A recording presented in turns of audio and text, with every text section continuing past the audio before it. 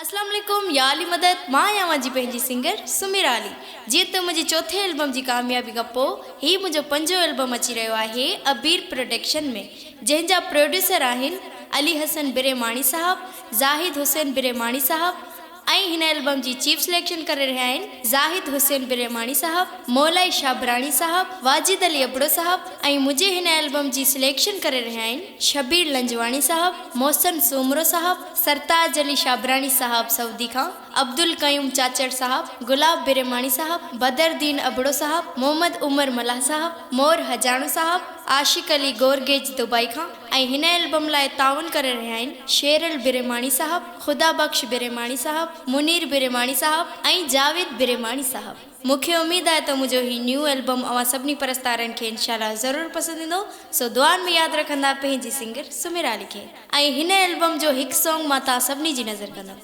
जंहिंजा शाइर आहिनि वाजिद अली अबड़ो साहब।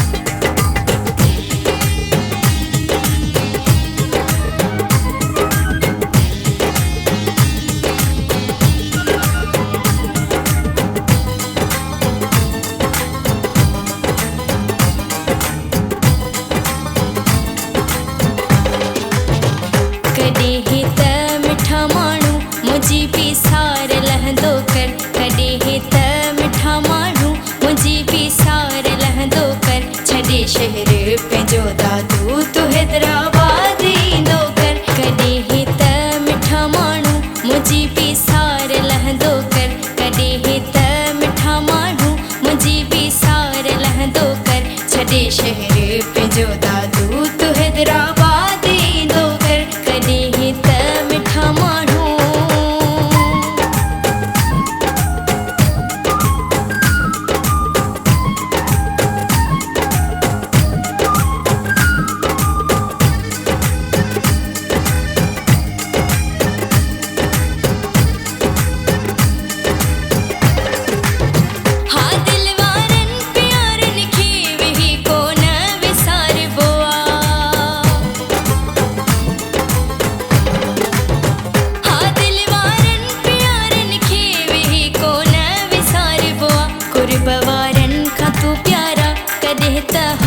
पुछंदो कर कुर्बवारनि खां तूं प्यारा, कॾहिं त हाल पुछंदो कर, छॾे शहर पंहिंजो दादू तू हैदराबाद